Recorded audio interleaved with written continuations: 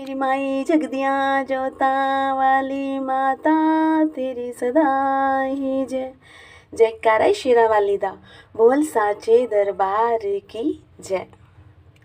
चौथा अध्याय, जिसमें इंद्र आदि सभी देवता माँ की स्तुति करते हैं और कहते हैं, हम जैसों की रक्षा करने रण क्षेत्र में उतरती हो, शस्त्र चलाती हो, और जब भी हम तुम्हें विनती करें माँ, तुम्हें आना ही पड़ेगा।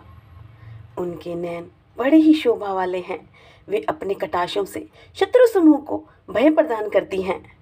उनके मस्तक पर चंद्रमा की रेखा शोभा देती है। माँ के 3 नेत्र हैं। वे सिंह के कंधे पर चढ़ी हुई हैं और अपने तेज से तीनों लोगों को परिपूर्ण कर रही हैं। अत्यंत पराक्रमी दुरात्मा महिषासुर और उनकी दैत्य सेना के देवी के हाथ से मारे जाने पर इंद्र आदि सभी देवता माँ को प्रणाम करते हैं, फूलों की वर्षा करते हैं, माँ भगवती को बार धन्यवाद देते हैं कि माँ ने उनकी रक्षा की है। देवता बोले, संपूर्ण देवताओं की शक्ति का समुदाय ही जिनका स्वरूप है, जिन देवी ने अपनी शक्ति से संपूर्ण जगत को व्याप्त कर रखा है, समस्त देवताओं ऋषियों के लिए पूजनीय है माँ जगदम्बा, और हम भक्ति पूर्वक नमस्कार करते हैं माँ को। वे हम लोगों का कल्याण करने आई हैं और जिनके अनुपम प्रभाव और बल का वर्णन करने में भगवान शेषनाग, ब्रह्मा जी, महादेव भी समर्थ नहीं है। वे भगवती चंडिका संपूर्ण जगत का पालन एवं अशुभ भय का नाश करने वाली हैं। आप संपूर्ण जगत की उत्पत्ति का कारण हो। आप में सतगुण, रजोगुण, तमोगुण ये तीनों गुण मौजूद हैं। भगवान विष्णु और महादेव जी आदि देवता भी आपका पार नहीं पाते हैं। आप ही सबका आश्रय हैं और यह समस्त जगत आपका अंशभूत है, क्योंकि आप सबकी आदिभूत हो।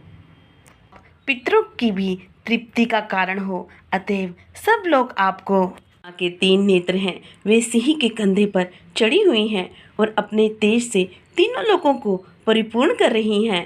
अत्यंत पराक्रमी दुरात्मा महिषासुर और उनकी दैत्य सेना के देवी के हाथ से मारे जाने पर इंद्र आदि सभी देवता माँ को प्रणाम करते हैं, फूलों की वर्षा करते हैं, माँ भगवती को बार धन्यवाद देते हैं कि माँ ने उनकी रक्षा की है।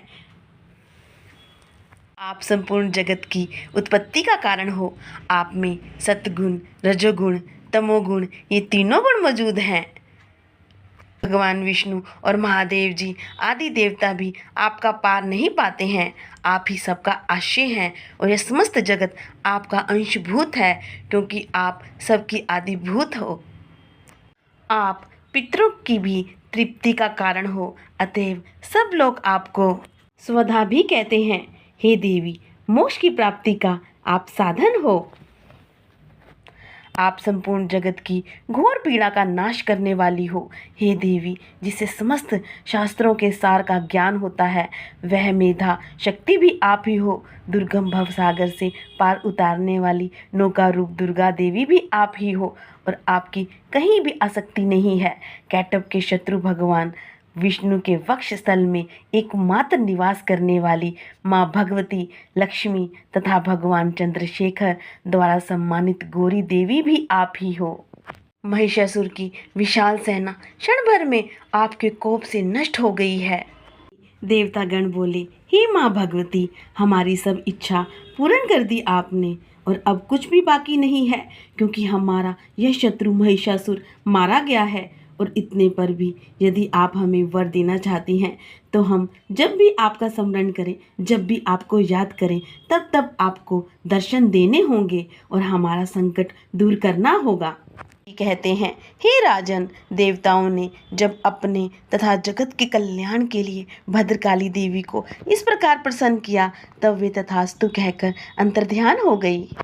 पूर्व काल में तीनों लोगों का हित चाहने वाली देवी जिस प्रकार देवताओं के शरीरों से प्रकट हुई थी, वह सब कथा मैंने कह सुनाई। और अब पुनः देवताओं का उपकार करने वाली वे देवी दुष्ट दैत्यों तथा शुभ और निशुभ का वध करने एवं सब लोगों को रक्षा करने के लिए गौरी देवी के शरीर से जिस प्रकार प्रकट हुई थी, वह सब मेरे मुँह से सुनो और मैं उसका तुमसे यथावत वर्णन करती हूँ।